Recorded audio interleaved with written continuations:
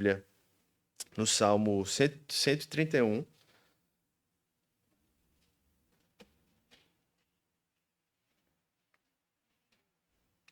A gente vai continuar aqui a série de mensagens na história de Davi. Estamos chegando ao final, irmãos. Muito provavelmente, até o meio de junho, a gente encerra essa série, que começamos em fevereiro. E eu espero que você esteja ouvindo a voz de Deus através dessa história, desse enredo da vida de Davi e, sobretudo, dos salmos que ele compôs. Tá tudo lá no YouTube para quem de repente chegou na igreja nesse período. Você pode acompanhar as mensagens desde fevereiro. E a gente agora está realmente caminhando para o fim da história de Davi. Entre todas as lutas, os altos e baixos, a gente pôde ver a mão de Deus moldando o coração desse homem, né, que foi conhecido como homem segundo o coração de Deus. E hoje a gente vai compartilhar de mais um momento dessa história. Vamos ler o Salmo 131. São apenas 3 versículos hoje, um salmo curtinho, mas diria eu talvez um dos salmos mais profundos, né? Particularmente é um dos salmos que eu mais gosto em todo o saltério, e eu espero que ele fale ao nosso coração nessa manhã. Vamos ler a partir do verso 1. Senhor, não é orgulhoso o meu coração, nem arrogante o meu olhar. Não anda à procura de coisas grandes, nem de coisas maravilhosas demais para mim. Pelo contrário, eu fiz calar e sossegar a minha alma, como criança desmamada, ou melhor, como a criança desmamada se aquieta nos braços da sua mãe. Assim é a minha alma dentro de mim. Espere, ó Israel, no Senhor, desde agora e para sempre. Senhor, fala ao nosso coração, Pai, mais uma vez, por pura graça e misericórdia, limpa as nossas lentes espirituais, desobstrui, Pai, a nossa audição espiritual e nos faz, Senhor, ser capazes, pelo Teu Espírito Santo, de ouvir a Tua voz. Que o Senhor possa ministrar os nossos corações, não segundo aquilo que nós queremos, mas segundo aquilo que precisamos, Senhor. Que mais uma vez aqui no banquete da graça, que é a comunhão dos santos no dia do Senhor, o Senhor possa nos fortalecer na caminhada e possa nos dirigir, nos fazer voltar, Pai, os olhos mais uma vez para Cristo. Que hoje haja salvação, que hoje haja santificação, edificação para a glória do Teu nome e para a bênção da Tua igreja. É por isso que nós oramos e pedimos, no nome de Jesus. Amém. Em 1972, um homem chamado Charles Colson, ele era um dos homens mais poderosos dos Estados Unidos e do mundo. Ele era conselheiro especial do presidente Richard Nixon e ele era conhecido como o braço de ferro da Casa Branca. Ele era o estrategista, ele era o que estava por trás ali, né, das ações do governo. Era um tipo de homem que inspirava temor, respeito na nação. E ele tinha um lema que era: eu prefiro ser bem-sucedido a ser bom. Ele era movido por muita ambição, por muita convicção pessoal, e ele realmente tinha o sucesso não apenas profissional, mas o sucesso da sua imagem como propósito de vida. Em entrevistas que ele deu posteriormente, ele dizia que acreditava literalmente estar no controle de tudo. Afinal, ele era o segundo homem dos Estados Unidos, a nação mais poderosa do mundo, e claramente considerava a fé irrelevante ou algo pequeno diante de um homem que vivia constantemente diante do pragmatismo do poder e do poder, né, nos mais altos escalões como ele exercia. Então ele era um homem que manipulava estratégias, negociava alianças, silenciava opositores, tudo com muita frieza, a frieza de um homem que estava à frente de uma nação que lidava com conflitos e dilemas diariamente, dilemas de cunho global. E tudo começou a mudar na vida desse homem no escândalo de Watergate.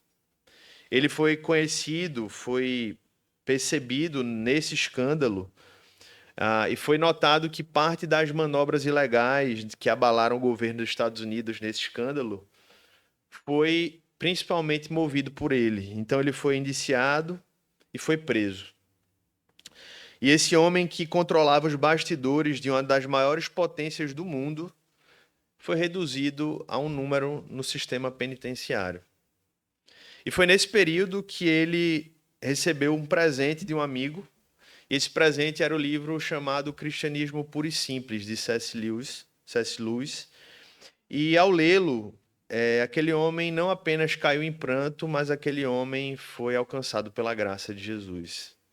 Ele entendeu que não era apenas o poder que tinha desmoronado na sua vida, mas era o orgulho que estava caindo por terra, porque antes de ser condenado, enquanto ele ainda estava respondendo o processo, ele se rendeu ao Senhor Jesus. Ele se converteu a Cristo e ele entrou na prisão como um político, mas saiu da prisão como servo de Jesus, como discípulo de Jesus. E ele fundou o Prison Fellowship, um ministério que até hoje, se você entrar aí na internet, serve detentos, né, pregando o evangelho, auxiliando pessoas para poderem encarar, né, esse passado sombrio e buscarem um novo rumo. E serve tanto os detentos como as suas famílias, um ministério que ele fundou. E na sua autobiografia, intitulada Nasci de Novo, né, traduzida para o português, ele escreveu: Deus me levou à prisão, não para me punir, mas para me libertar. Meu orgulho me mantinha acorrentado, mas a graça de Cristo me libertou. Glória a Deus.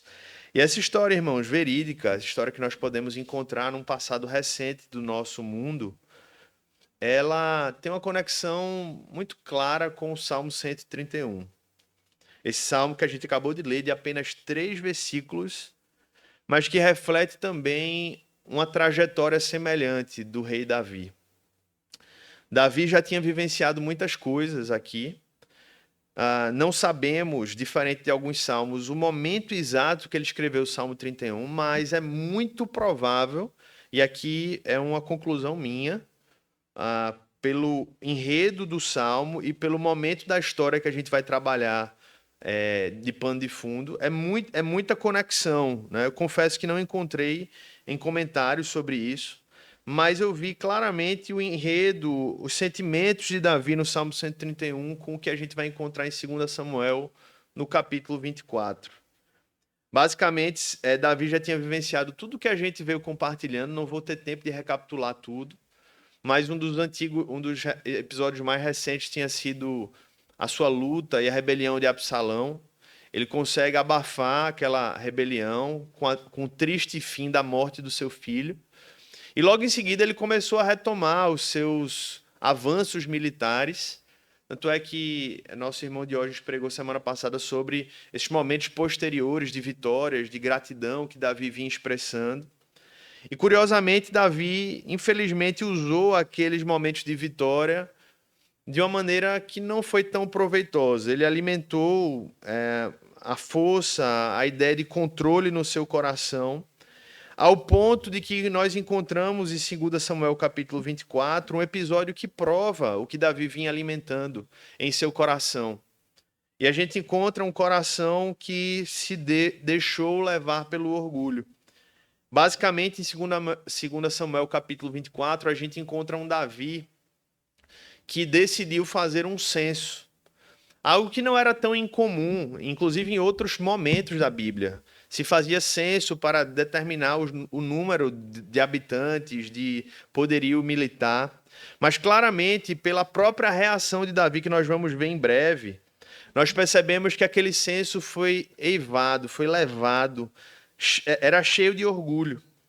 A prova disso é que também o próprio braço direito de Davi, Joabe, ele diz: Davi, rei, não é por aí, eu acho que você não está indo pelo caminho, mas Davi diz: não, Joabe, eu vou fazer esse censo. E quando Davi ordena o recenseamento de Israel, ele encontra de fato um resultado surpreendente. 2 Samuel capítulo 24, versículo 9. Abra comigo. Não vou conseguir ler o capítulo todo por conta da extensão, então eu vou me limitar a algumas passagens aqui. Mas a Bíblia diz que Joabe apresentou ao rei o resultado do recenseamento do povo. E havia em Israel 800 mil homens de guerra que puxavam da espada, e em Judá eram 500 mil homens. Um total de 1.300.000 soldados, um número extremamente absurdo assim para a época. Pra você ter ideia, irmãos, hoje o Brasil tem pouco mais de 200 mil soldados no seu exército. A Rússia tem dados de 2024, 1.100.000 soldados no seu exército. O número de exércitos, o número de soldados do exército de Israel era comparável, era similar ao número de soldados dos Estados Unidos em nosso dia. Você consegue entender a grandeza do exército de Davi numa população nacional que era infinitamente menor do que a desses países? Hoje em dia, o exército de Davi só perderia para o exército chinês, que hoje tem mais de 2 milhões de soldados. Então, quando Davi ouve aquilo, ele entende ainda mais o poder que ele exercia. Ele se impressiona com aquilo. E o problema não eram os números em si, mas era o que Davi estava buscando. Davi estava buscando se confiar nos números, na força do seu exército e não mais no Deus que o sustentou. Exatamente o oposto daquilo que Davi tinha sido desde os seus primeiros momentos servindo a Deus, como, por exemplo, na luta entre Davi e Golias. Se Davi e Golias tivesse o coração, se Davi tivesse o coração que ele teve aqui, diante desse momento da sua vida, se ele tivesse alimentado esse coração diante de Golias, ele não teria ido para o embate com Golias. Porque se fosse olhar para números, para grandezas, Golias era infinitamente maior, infinitamente mais capaz de derrotar qualquer um do exército de Israel. Mas Davi ali olhava, irmãos, para o que Deus dizia. E aqui Davi estava olhando para o que o homem via. E isso nos mostra que o problema do recenseamento não era a contagem em si, mas era o que o coração de Davi estava querendo com aquilo. O que é que ele queria? Ele queria confiança, ele queria orgulho, ele queria poder se assegurar nas métricas, nos dados, nos números. E isso nos mostra, irmãos, o quanto o evangelho ele é confrontador. Porque se há uma era em que se valoriza números, é os nossos dias. As redes sociais, elas são marcadas pelos números. Vez ou outra eu vejo pessoas comentarem, já viu quantos seguidores ele tem? Parece que o número de seguidores muda o status da pessoa diante de você hoje em dia, né? Se a pessoa do seu lado tiver 100 mil seguidores, ela é mais importante do que se ela não tiver rede social. Isso é uma coisa muito prática dos nossos dias, que mostra, irmãos, um problema não igual ao que Davi enfrentava, mas talvez muito semelhante, que mostre a nossa confiança em números. Nas empresas, hoje, o número virou um Deus. E aqui eu não estou diminuindo a importância das métricas para as tomadas de decisões empresariais. Mas existem muitos empresários, negócios, instituições que agora entenderam que os números eles se tornaram literalmente o senhor e o definidor de tudo. E os números eles são válidos na medida em que eles não substituem o primeiro lugar, que é de Deus, para dizer o sim ou não.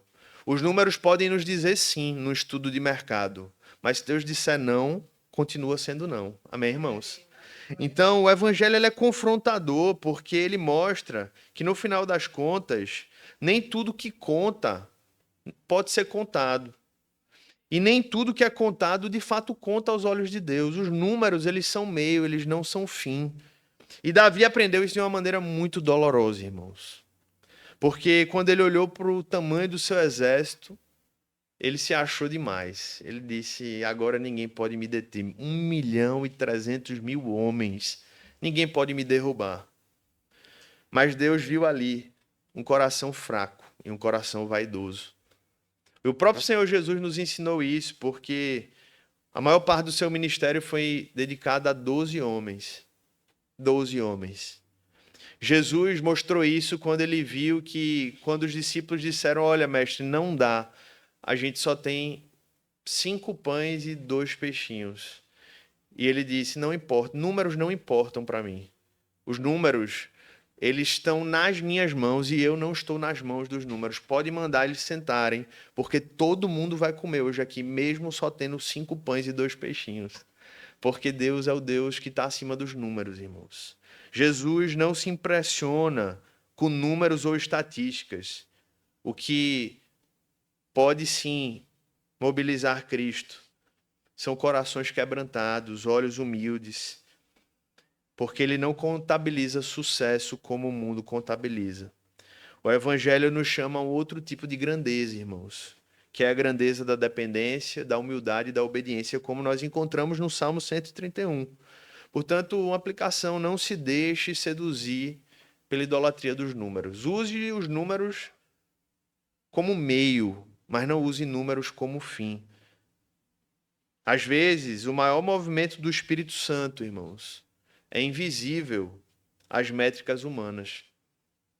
Muitas obras que o Senhor realizou e tem realizado em nossos dias sequer têm sido quantificadas. Infelizmente, Davi olhou mais para a métrica humana e o orgulho tomou conta do seu coração. Mas, como ele era um homem segundo o coração de Deus, não demorou muito tempo. Sobretudo depois dele já ter sido disciplinado pelo Senhor em alguns momentos, para ele perceber que aquele caminho não era um bom caminho. E no versículo 10 do capítulo 24, você pode ler comigo, em 2 Samuel. Logo depois, a Bíblia diz que depois de haver recenseado o povo, Davi ficou com dor no coração. Achei bonita essa imagem aqui que a Bíblia usou para mostrar o pecado sendo alertado na mente humana. Ele ficou com a dor no coração. Talvez seja o que alguém esteja sentindo hoje aqui. Algo que você talvez não sabia explicar o que era essa dor no coração. E pode ser o Espírito Santo dizendo: olha, o que você precisa de arrependimento. O que você precisa é reconhecer que essa atitude, que às vezes até aos olhos humanos pode parecer irrelevante, mas diante dos olhos de Deus foi uma afronta a um Deus santo. Diante dos olhos humanos, para a maioria da população de Israel, foi mais um recenseamento. Mas diante de Deus, Davi sabia que aquilo era um pecado e aquilo trouxe uma dor no seu coração. Ele chega ao ponto de dizer tão claramente: cometi um grande pecado ao fazer o que fiz. Mas agora, ó Senhor, peço que te perdoes a iniquidade do teu servo, porque eu fiz uma grande loucura. E o que é o pecado, irmãos, a não ser uma grande loucura? Só não consegue enxergar a loucura do pecado aquele que está dominado por ele.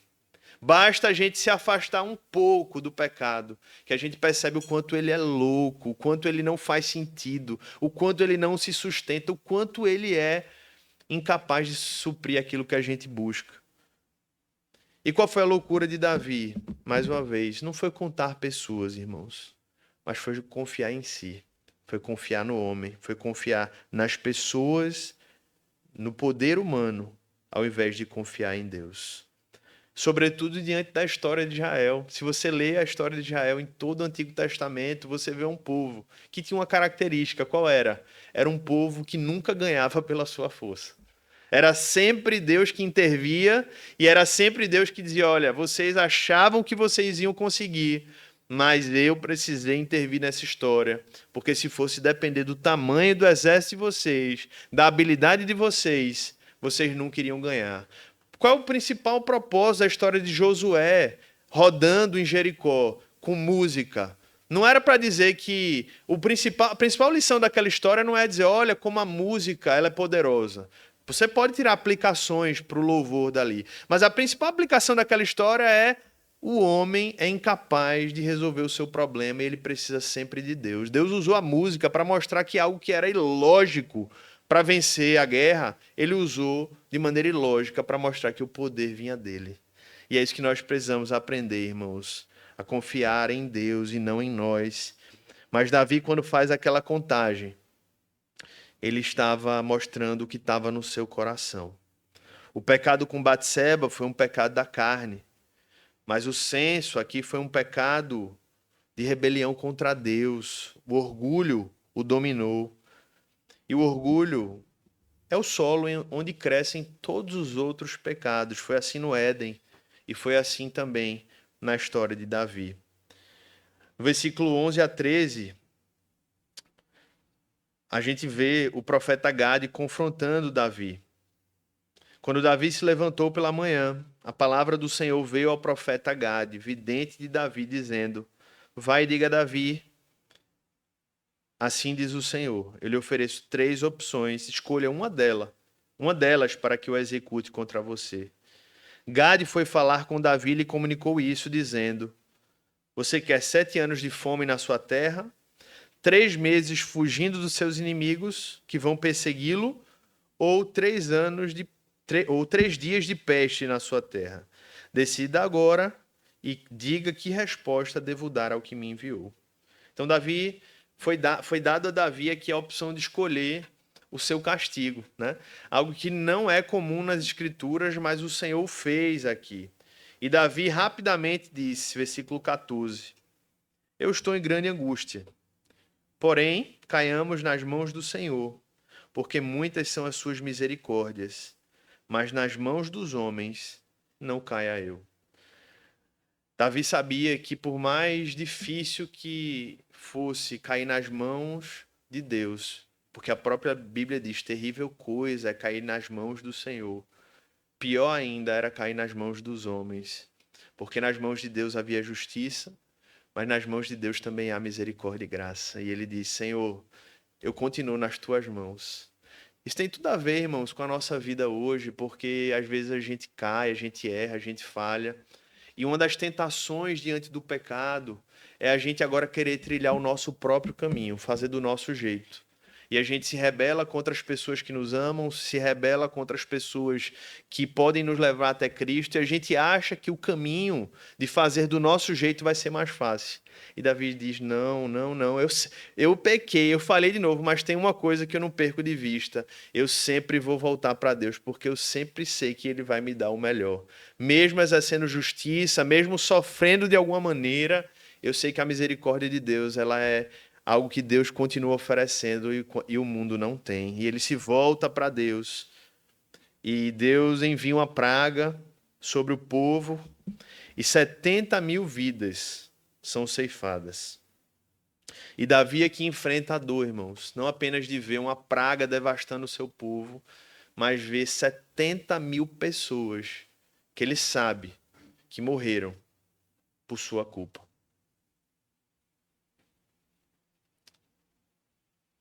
E ele se encontra diante dessa situação e ele reconhece a sua culpa. Ele clama mais uma vez por misericórdia a Deus. E ele constrói um altar ao Senhor no campo de Araúna. É o que a gente encontra na sequência aí do texto, eu não vou ter tempo de ler. E ali, quando Davi oferece esse sacrifício de adoração a Deus, finalmente o Senhor interrompe aquela punição, aquela praga. E Davi então é restaurado mais uma vez diante do Senhor. Ele desce do trono da vaidade, desce do trono do orgulho e ele volta ao lugar de filho. E é exatamente, irmãos, diante desse aprendizado, mais uma vez difícil na vida de Davi, que nós encontramos o Salmo 131 como o coração de Davi diante dessa luta, o que ele aprendeu, o que ele viveu. Um salmo que nos mostra como a alma se aquieta depois dela ser tratada por Deus. Esse salmo ele é classificado como um salmo de peregrinação, um salmo que os judeus eles cantavam enquanto eles subiam para as festas religiosas 3 vezes por ano. E aqui nós vemos um povo subindo, cantando a humildade de um salmo que foi escrito por um rei que só encontrou paz depois de ter sido humilhado e restaurado por Deus. E basicamente esse salmo ele tem 3 principais divisões. Em primeiro lugar, nós vemos no versículo 1 o que Davi deixou de ser. E talvez seja algo que nós precisamos avaliar se é algo que também precisamos abandonar em nossas vidas. Ele começa dizendo assim: Senhor, não é orgulhoso o meu coração, nem arrogante o meu olhar. Não ando à procura de coisas grandes, nem de coisas maravilhosas demais para mim. Ele começa dizendo: meu coração não é orgulhoso. Meu coração não é orgulhoso. E ele falou isso porque ele sabia o que era ter um coração orgulhoso. A história de Davi no recenseamento é o exemplo claro, nítido, de que ali ele alimentou um coração orgulhoso e aquilo gerou muitas más consequências. E quando ele conta o povo, nós vimos, ele quis medir o tamanho da sua força e ele viu quanto isso custou. Como eu disse, irmãos, o orgulho é a raiz de todos os pecados. O pecado original não foi simplesmente comer um fruto proibido. O pecado original foi o orgulho. Aquele homem e aquela mulher se acharam, sim, superiores ao próprio Deus. Eu sei melhor do que Deus o que é ou não é bom, o que não é certo. Deus disse: se vocês comerem, certamente vocês vão morrer. Mas eles acreditaram, pelo engano da serpente, que eles poderiam encontrar uma outra resposta para aquilo. Ou seja, o orgulho falou mais alto. E eles disseram: eu sei melhor do que o próprio Deus. Porque no final das contas, todo pecado ele resulta da crença de que a nossa vontade é melhor do que a vontade de Deus. Se você parar para pensar, todo pecado, em sua origem, é gerado pelo orgulho que nos diz: a sua vontade é melhor, vai lá. A sua vontade faz mais sentido, a sua vontade, ela responde mais à tua necessidade. E no final das contas, o pecado vem de um coração orgulhoso que naquele momento está insatisfeito e está inquieto, porque aquilo que Deus diz que é ou que deveria ser não parece que responde à necessidade que nós estamos buscando encontrar. E o coração de orgulho, o coração orgulhoso, ele se enche de direitos, mas ele fica vazio de paz. Enquanto que o coração humilde, ele se esvazia de direitos. Ele entende que os seus direitos, eles não são seus, mas são de Deus. E por isso ele se enche de paz. E no final, irmãos, se pararmos para analisar a anatomia, entre aspas, do pecado, nós percebemos sim que no final das contas a grande luta, a primeira luta que todo coração trava é contra o pecado, é contra o orgulho. Nunca é sobre a mentira em último lugar, em primeiro lugar, sobre a cobiça, não é sobre o adultério, não é sobre a imoralidade, não. Existe o orgulho que está sendo propulsor de todos os outros. O orgulho de dizer: eu sei melhor do que Deus, eu faço melhor do que Deus, eu resolvo melhor do que Deus, eu trato melhor do que Deus. Qualquer atividade, ação ou pensamento pode ser maculado pelo orgulho. E o orgulho ataca tanto quem está por cima como quem está por baixo.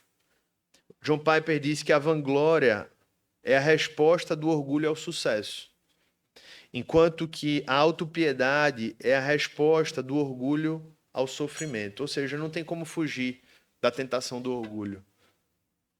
E a pergunta que eu faço, que o Espírito Santo de Deus faz ao nosso coração é: como é que o orgulho tem tentado dominar o seu coração?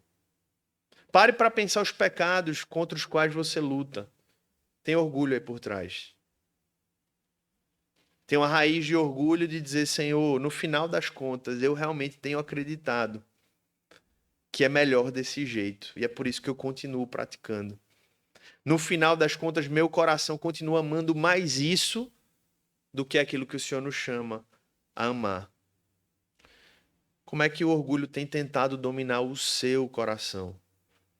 Porque você precisa entender o que tem travado dentro de si para que você consiga encarar essa luta.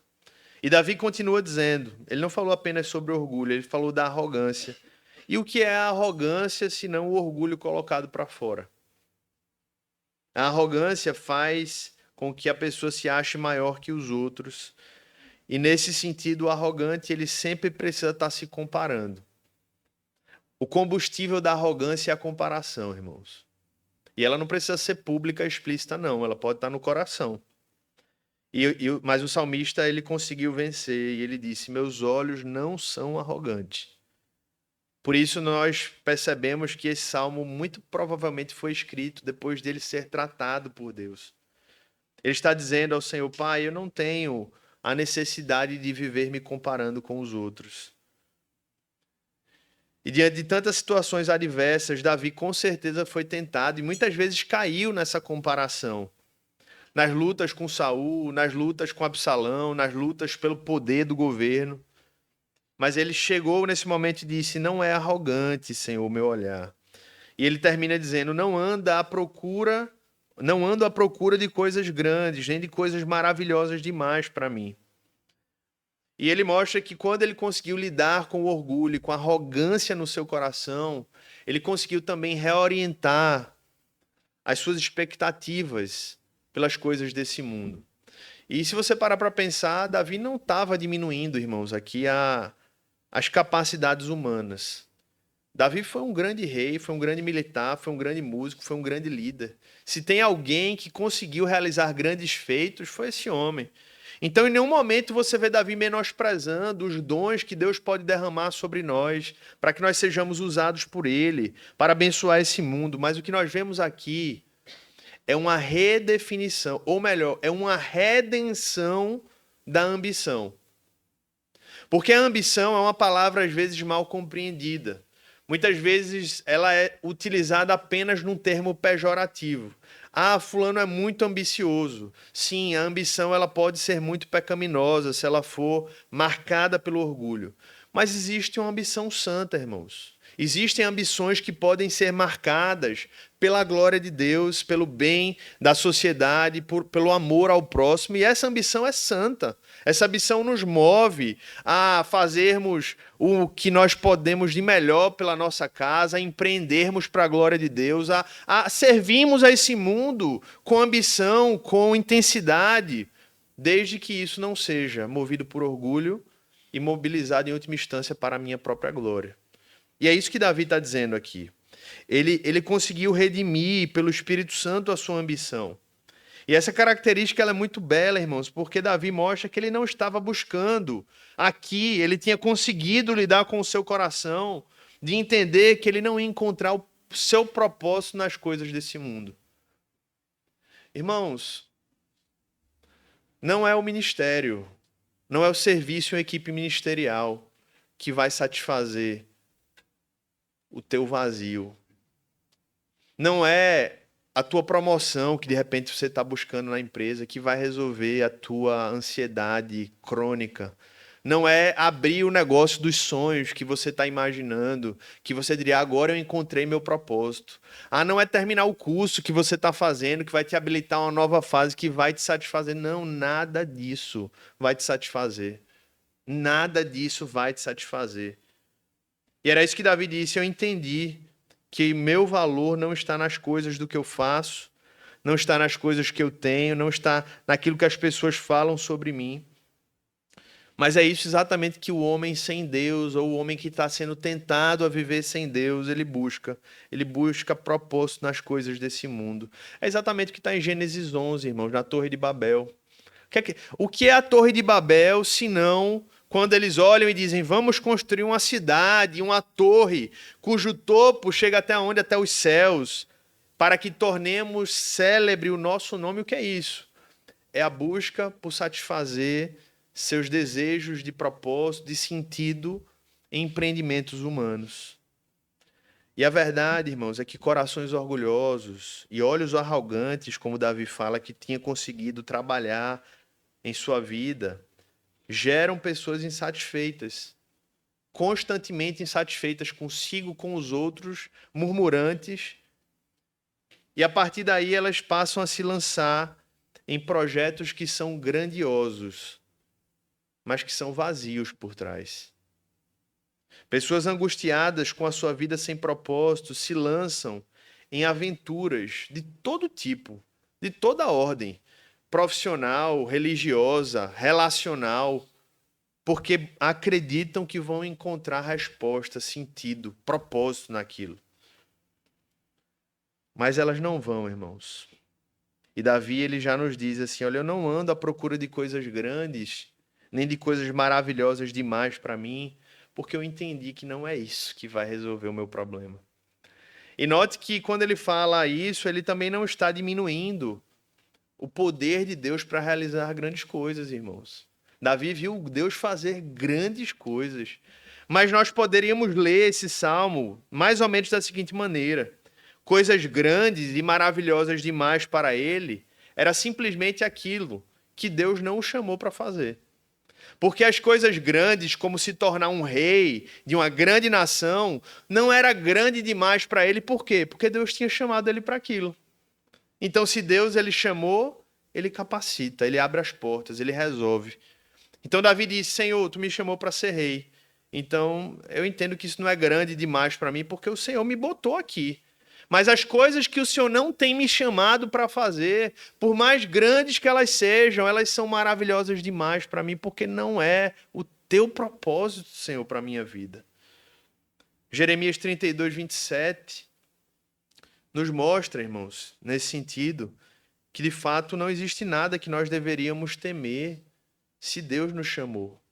Eis que sou o Senhor, o Deus de toda a humanidade. Será que existe algo demasiadamente difícil para mim? Ou seja, se Deus ele chama, meu irmão, se Deus ele diz, ele aponta, se Deus ele vai, não tem nada que Deus não possa fazer. Agora, por outro lado, se Deus não apontou, se Deus não mandou, é grande demais para você. Não vale a pena. Você vai quebrar a cara e, principalmente, vai quebrar a tua alma, que é o pior. Amém, irmãos? E aí ele continua dizendo, depois que ele fala disso, né? O que é que ele faz agora? O que é que ele espera de nós? O que é que o Senhor quer da gente? O que é que Davi vivenciou? Pelo contrário, eu fiz calar e sossegar a minha alma, como a criança desmamada se aquieta nos braços de sua mãe. Assim é a minha alma dentro de mim. Irmãos, ele mostra o que é que Deus quer produzir em nós, né? E ele usa uma imagem fantástica aqui, fantástica.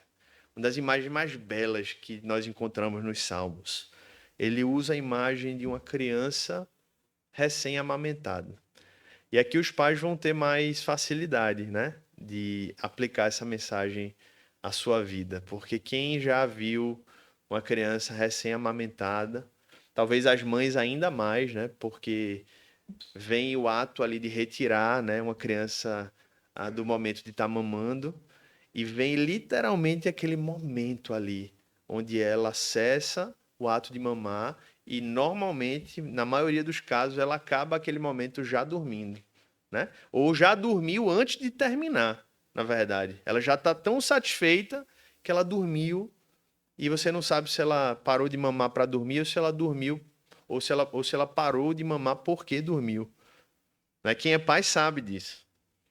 E ver o rosto de uma pessoa satisfeita, plena, saciada, mais do que isso, pacificada. Pode acabar o mundo, pode eclodir a Terceira Guerra Mundial, vai continuar dormindo, está ali plena. E é essa imagem que Davi usa para dizer como estava a sua alma. Ele estava preenchido, ele estava satisfeito. E se a gente parar para pensar, irmãos, essa imagem ela é tão forte em nossos dias, porque nós vivemos numa realidade cultural e social que parece que nós temos a realidade exatamente oposta. Parece que nós vivemos num mundo tão vazio e tão ansioso que essa ideia de satisfação, tal qual nós vemos nessa imagem, é uma utopia, é uma distopia, é uma realidade totalmente desconectada daquilo que nós podemos imaginar. Mas a palavra de Deus nos mostra que não é, irmãos, que isso é uma realidade não apenas para Davi, mas também foi para o apóstolo Paulo. Leia comigo Filipenses capítulo 4. De algum modo, numa linguagem menos poética, porque Paulo era menos poético que Davi, mas de algum modo é isso que ele está dizendo aí. Sei o que é passar necessidade, sei também o que é ter em abundância.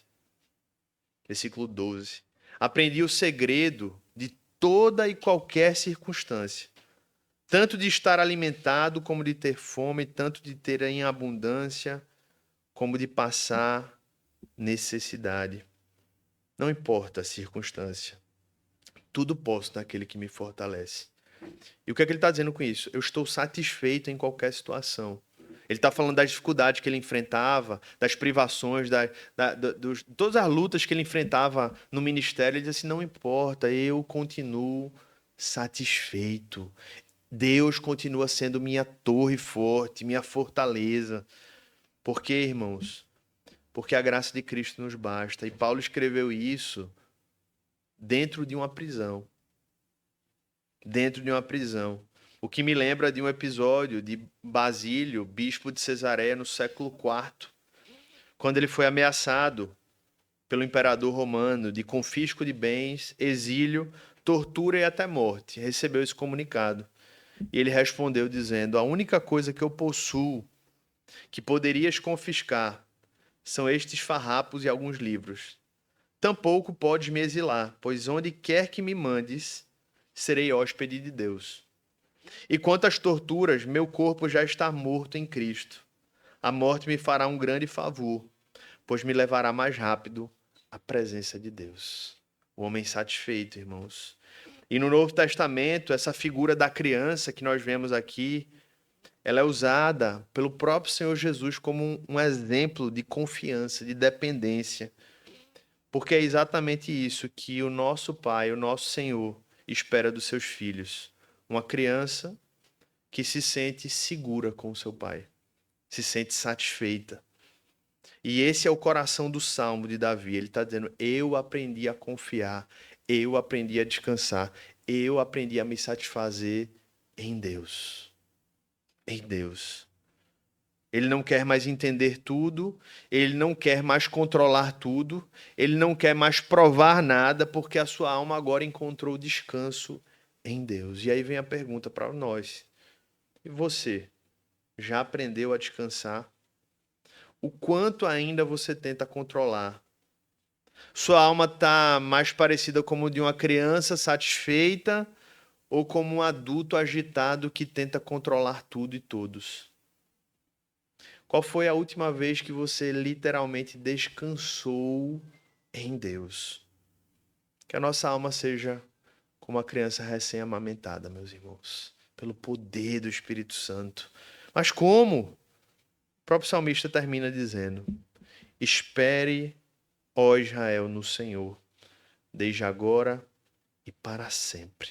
Em outras traduções ele diz assim: ponha a sua esperança no Senhor. Eu gosto mais dessa outra versão aqui porque mostra algo mais ativo. Mostra uma ação nossa, pegando e pondo. Mostra uma mão que vai e que leva. E é exatamente isso, irmãos, que nos cabe fazer. Ela não é tão ativa como nós gostaríamos de fazer, porque nós costumamos gostar de ações mais ativas, mais palpáveis, mais mensuráveis, mais números. Isso está muito ainda teórico, mas existe uma atividade aqui. O pôr a sua esperança em Deus é um ato espiritual, irmãos. É uma atividade espiritual. É dizer claramente para o seu coração: não é pelo seu esforço, não é pelos seus méritos, não é pelos seus projetos, mas é pela sua capacidade de pôr a sua esperança em Deus. E o que é isso, meus irmãos? Senão o melhor resumo para a mensagem do Evangelho. Porque a mensagem do Evangelho é a mensagem de que o homem, com um coração profundamente orgulhoso, profundamente arrogante, carente de propósito, carente de satisfação, carente de sentido, porque é isso que o homem é depois da queda. Esse homem, ele pode encontrar resposta, satisfação e plenitude por meio de Cristo Jesus. Essa é a mensagem do Evangelho. E você pode ouvi-la de diversas maneiras, mas hoje, à luz desse salmo, você precisa entender que essa é a mensagem do Evangelho. É o homem que estava perdido em seus pecados e delitos, e às vezes a gente olha para essa imagem e vê, e normalmente visualiza um homem perdido naquelas situações mais terríveis, né, de perdição, drogas, sexo, crime. Mas às vezes a gente poderia olhar para essa situação e simplesmente ver uma pessoa trancada no seu quarto, sem sentido, sem propósito, dirigindo um carro e pensando: por que eu vivo mesmo? Igualmente, perdido em seus pecados e delitos, morto em seus pecados e delitos. E o Evangelho ele vem para dizer a esperança. Por isso que o salmista diz: ponha a sua esperança no Senhor. Pode parecer muito simplista para o homem acreditar que pôr a sua esperança em Cristo é a solução para o problema do homem. Aos olhos humanos pode ser, mas o evangelho é o que mesmo? É loucura para os gentios. Mas para nós que cremos é o quê? O poder da salvação. E essa é a única mensagem, irmãos, que eu conheço, que transforma vidas. Transforma. Eu não estou dizendo que engana, que dá um tapinha, que ajuda a fazer um pouquinho diferente para amanhã voltar a ser a mesma coisa. Eu estou falando de transformação. Essa é a única mensagem que transforma vidas, que muda histórias, que faz com que alguém que está aqui hoje possa literalmente ser transformado em uma outra pessoa amanhã pelo poder do Evangelho. Portanto, a confiança em Cristo, pôr a esperança nele, é o único meio da nossa alma encontrar verdadeira satisfação para os seus anseios mais profundos. E foi isso que Agostinho entendeu quando se converteu. E daí ele professou uma das suas frases mais conhecidas, que diz: fizeste-nos para ti, Senhor, e inquieto está o nosso coração, enquanto ele não repousa em ti. Inquieto está o nosso coração, não apenas inquieto, orgulhoso, arrogante, procurando projetos mirabolantes, enquanto ele não descansar em ti. Mas, Senhor, quando ele descansa em ti, ele vira uma criança desmamada. Ele vira uma criança plena, que se aquieta nos braços de sua mãe. E assim é a minha alma dentro de mim. Concluindo, irmãos, Salmo 131 é um testamento espiritual de alguém que passou por dentro do vale do orgulho e saiu do outro lado curado pela graça de Deus. Foi Davi. O cântico de um rei que aprendeu a descer para poder subir, que aprendeu a abrir mão do controle para encontrar descanso nos braços do seu pai. Se você parar para pensar, olhando para essa história do Salmo 24, ou melhor, de Samuel 24, o contexto histórico, já estava chegando no fim da vida de Davi, irmãos. E Davi ainda estava alimentando um coração orgulhoso, para mostrar que tempo de caminhada com Deus não elimina essa luta. Na verdade, poderia dizer que potencializa essa luta.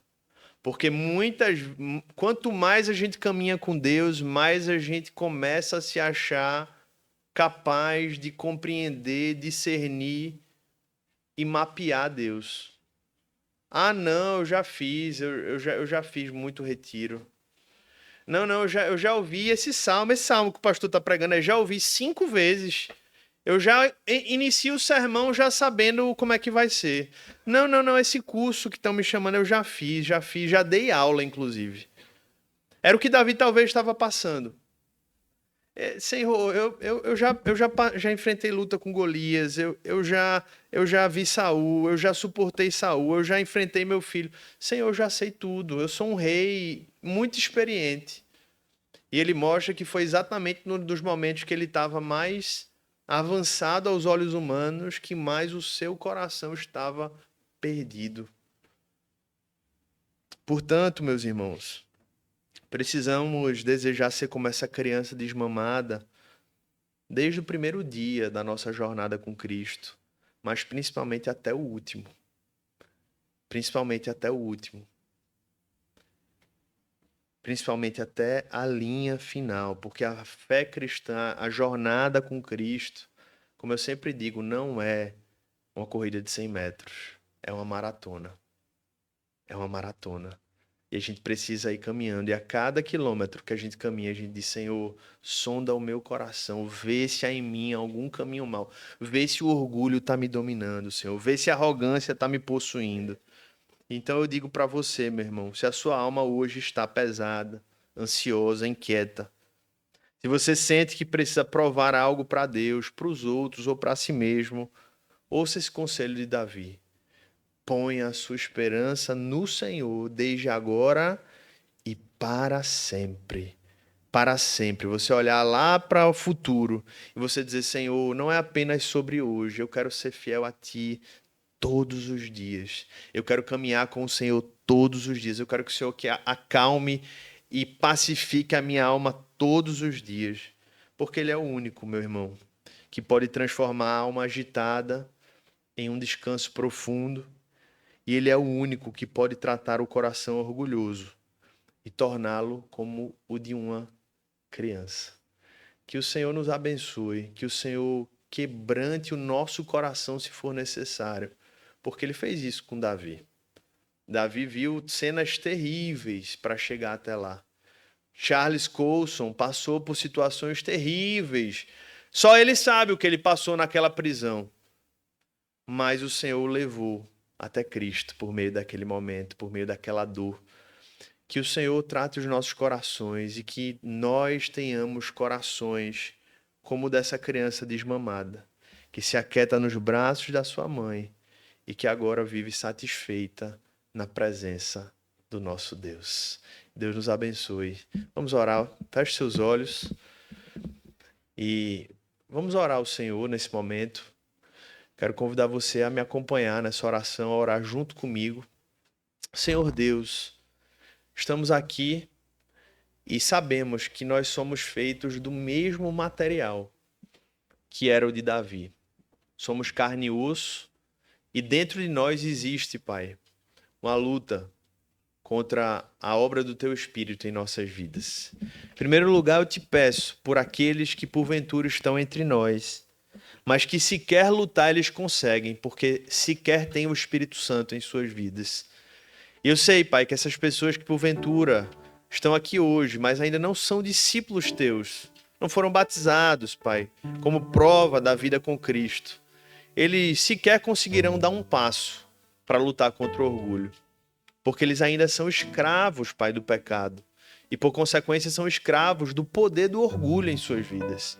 Então eu te peço, Pai, sobre essas vidas, que a Tua salvação os encontre, que o Senhor os fortaleça pela obra do Espírito Santo, transformando, Pai, o seu coração de pedra em um coração de carne. Salva, Pai, pessoas, porque o Senhor veio para dar sua vida em resgate de muitos, e assim eu creio que o Senhor pode fazer nessa manhã também.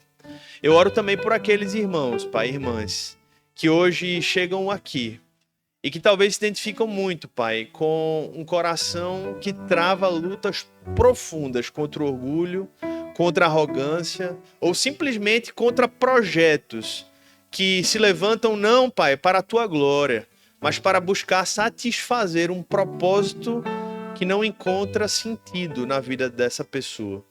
Senhor, tem misericórdia, Pai, dos nossos corações que são tão errantes e que acham, Pai, que por meio de novas ideias, novos propósitos, agora, finalmente, nós encontraremos sentido para a nossa existência. Agora, finalmente, nesse novo relacionamento, agora, finalmente, nesse novo projeto, agora, finalmente, nessa nova a etapa da minha vida profissional, nessa nova etapa da minha vida familiar, finalmente, quando os filhos nascerem, finalmente, quando os netos chegarem. Ô Senhor, tem misericórdia, Pai, e nos faz, pelo Espírito de Deus, entender que só há um caminho, só uma verdade e só há uma vida, que é Cristo Jesus. Só Tu, Senhor, é capaz de trazer a paz que excede todo entendimento para o nosso coração. Se até Davi, Senhor, errou nisso, já no final da sua caminhada, quanto nós, Senhor, quanto mais nós não podemos estar sendo enredados pelo nosso coração pecaminoso, orgulhoso, arrogante e sem sentido. Mas pela Tua graça pedimos, Senhor, fortalece a nossa mente, fortalece o nosso coração, fortalece a nossa alma e nos lembra, Pai, que em Ti nós podemos encontrar propósito. Assim como aquele rei se tornou uma criança espiritual, nos faz também crianças espirituais, no sentido de colocarmos toda a nossa esperança em Ti. Não deixa que 1%, Pai, da nossa esperança fique afastado do Senhor. Nos ajuda a colocar 100% da nossa esperança no Senhor e na Tua salvação, Pai. É o que nós oramos e pedimos em nome de Jesus. Amém.